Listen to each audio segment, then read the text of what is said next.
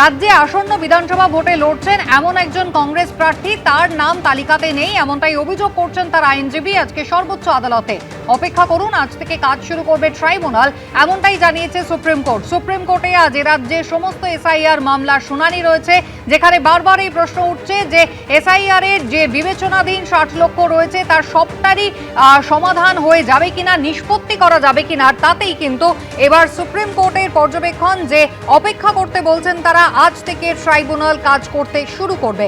ট্রাইব্যুনালে যারা কাজ করবেন তাদের প্রশিক্ষণের কাজ চলছে। আগামীকাল থেকে ট্রাইব্যুনালের কর্মীরা কাজ করতে পারবেন সুপ্রিম কোর্টে। নির্বাচন কমিশনের পক্ষ থেকে এমনটাই জানানো হলো।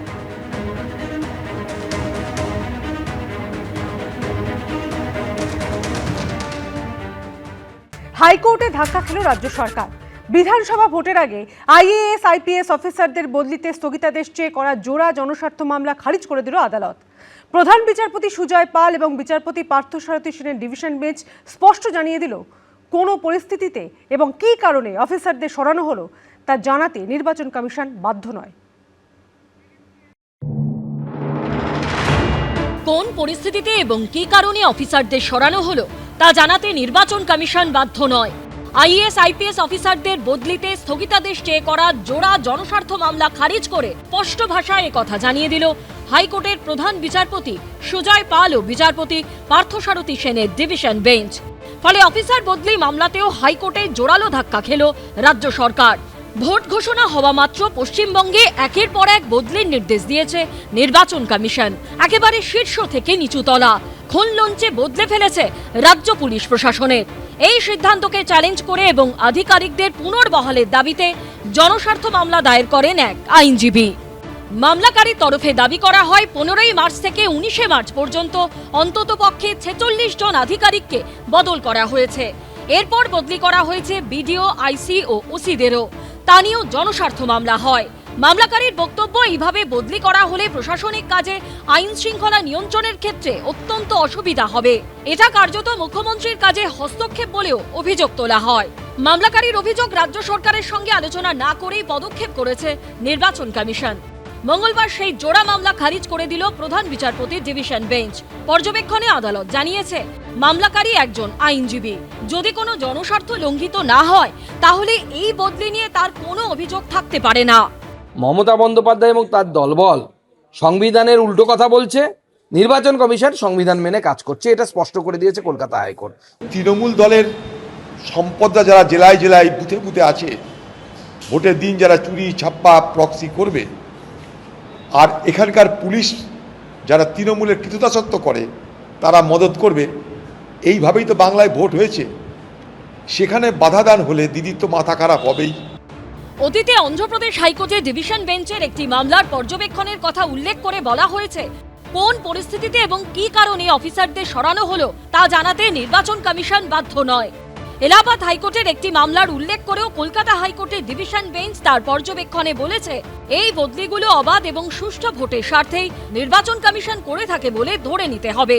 এই পরিমাণ ট্রান্সফার আপনি কোনো রাজ্যে দেখবেন না।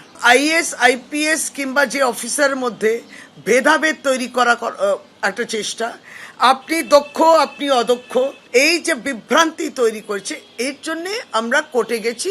আর্টিফিশিয়াল একটা রাষ্ট্রপতি শাসনের মধ্যে দিয়ে তারা কিন্তু ওই ধরনের আমেজ এবং মহল, যেটাকে বলে হিন্দিতে, তৈরি করেছে। সব মিলিয়ে বিধানসভা নির্বাচনের অফিসার বদলি ঘিরে বড় ধাক্কা খেল রাজ্য। সৌভিক মজুমদার, রুমা পাল ও বিজেন্দ্র সিংহের রিপোর্ট, এবিপি আনন্দ। রাজ্য প্রশাসনের অফিসারদের বদলিতে স্থগিতাদেশ চেয়ে জোড়া জনস্বার্থ মামলা খারিজ করে দিল কলকাতা হাইকোর্ট। সেই সঙ্গে একাধিক কড়া পর্যবেক্ষণ দিয়েছে প্রধান বিচারপতি সুজয় পাল এবং বিচারপতি পার্থসারথী সেনের বেঞ্চ। পর্যবেক্ষণের ছত্রে ছত্রে কলকাতা হাইকোর্ট বুঝিয়ে দিল, অফিসারদের বদলি করে নির্বাচন কমিশন কোনো বেআইনি কাজ করেনি।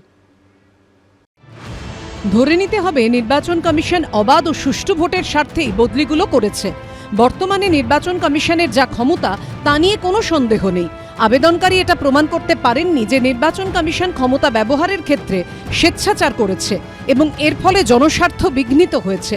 মঙ্গলবার রাজ্য প্রশাসনের অফিসারদের বদলির ওপর স্থগিতাদেশ চেয়ে করা জোড়া জনস্বার্থ মামলা খারিজ করে স্পষ্টভাবে একথা জানিয়ে দিলেন কলকাতা হাইকোর্টের প্রধান বিচারপতি সুজয় পাল ও বিচারপতি পার্থসারথী সেনের ডিভিশন বেঞ্চ। কলকাতা হাইকোর্টে বড় ধাক্কা খেল রাজ্য সরকার। পর্যবেক্ষণের ছত্রে ছত্রে কলকাতা হাইকোর্ট বুঝিয়ে দিল অফিসারদের বদলি করে নির্বাচন কমিশন কোনো বেআইনি কাজ করেনি। 15ই মার্চ পশ্চিমবঙ্গ বিধানসভা নির্বাচনের ভোটের নির্ঘণ্ট ঘোষণার দিন রাতেই নজিরবিহীনভাবে মুখ্য সচিবের পদ থেকে নন্দিনী চক্রবর্তী এবং স্বরাষ্ট্র সচিবের পদ থেকে জগদীশ প্রসাদ মিনাকে সরিয়ে দেয় নির্বাচন কমিশন। এরপরই নির্বাচন কমিশনকে তীব্র নিশানা করেন মমতা বন্দ্যোপাধ্যায়। গত রাতে কি করলেন? রাত্রির 1টায় আমি মেসেজ পেলাম, মধ্যরাতে, কখনো শুনেছেন একটা স্বাভাবিক দল কাউকে কাজে লাগিয়ে ছুপা রুস্তমের মতো বিহাইন্ড দ্য সিন মধ্যরাতে গুপ্ত তাণ্ডব করছে? কিন্তু মঙ্গলবার অফিসার বদলি নিয়ে জোড়া জনস্বার্থ মামলা খারিজ করে হাইকোর্ট তার পর্যবেক্ষণে বলেন, এই মামলায় দেখা যাচ্ছে একজন অফিসারকে সরানো হচ্ছে, তার জায়গায় আরেকজনকে বসানো হচ্ছে, তাই প্রশাসনিক ক্ষেত্রে কোনো শূন্যতা তৈরি হচ্ছে না। নির্বাচন কমিশন বেশ কিছু সংখ্যক অফিসারকে বদলি করেছে বলেই এটা বলা যেতে পারে না যে তাদের এই সিদ্ধান্ত দুরভিসন্ধিমূলক, স্বেচ্ছাচার কিংবা খামখেয়ালিপনা। মামলাকারী এখানে রেসপন্ডেন্ট নাম্বার 9-এর ইমপিচমেন্টের প্রসঙ্গ উত্থাপন করেছিলেন, কিন্তু এই মামলার ক্ষেত্রে আমরা তা নিয়ে হস্তক্ষেপ করার কোনো কারণ আছে বলে এই মুহূর্তে মনে করছি না। রেসপন্ডেন্ট নাম্বার 9-এর সঙ্গে কয়েকজন সিনিয়র রাজনৈতিক নেতার আঁতাতের বিষয়টি প্রতিষ্ঠিত করার চেষ্টা করেছিলেন মামলাকারী, কিন্তু নির্বাচন কমিশনের আইনজীবী যথার্থই উল্লেখ করেছেন যেসব ব্যক্তির বিরুদ্ধে যোগসাজশ চাপ প্রয়োগের অভিযোগ তোলা হয়েছিল তাদের কাউকেই সুনির্দিষ্টভাবে নাম উল্লেখ করে মামলায় যুক্ত করা হয়নি। এই পরিস্থিতিতে জাতীয় নির্বাচন কমিশনের বিরুদ্ধে বিদ্বেষমূলক আচরণের কোনো অভিযোগই গ্রহণযোগ্য হতে পারে না। কেবল মৌখিক বা ভিত্তিহীন দাবির বাইরে কোনো প্রমাণ আদালতের সামনে পেশ করতে পারেননি মামলাকারী। আর্টিকেল 329 এবং অনেক দিন ধরে ধারাবাহিকভাবে সুপ্রিম কোর্টের যে আছে যে ইলেকশন একবার চালু হয়ে গেলে সে প্রসেসটাকে এর একটা খুব সুন্দর কথা ব্যবহার করেছে, একটা লিগ্যাল ফিকশন তৈরি করে, অর্থাৎ কাল্পনিক একটা আইনি জটিলতা সৃষ্টি করে নির্বাচনকে আটকে দেওয়ার এই প্রচেষ্টা কিছুতেই ভারতের মতো গণতন্ত্রে ঠিক হবে না। সুতরাং এই পরিপ্রেক্ষিতে এটাকে যে হাইকোর্ট নাকচ করেছে এটা আমার মনে হয় একদম ঠিকই আছে, কারণ এটার মধ্যে একবার ঢুকতে গেলে আর কোথাও থেকে আসবে না। ঠিক এরকম অন্যান্য রাজ্যেও এই বদলিকে নিয়ে হাইকোর্টে মামলা হয়েছিল। কর্ণাটক হাইকোর্ট, অন্ধ্রপ্রদেশ হাইকোর্ট এবং এলাহাবাদ হাইকোর্টে এই মামলা হয়েছিল। সেখানেও জাজেরা যে অবজারভেশন দিয়েছে যে সুষ্ঠু এবং অবাধ নির্বাচন করতে গেলে নির্বাচন কমিশন যদি কাউকে ট্রান্সফার করে তার জন্যে কোনো রকম কারণ দর্শাতে হবে না।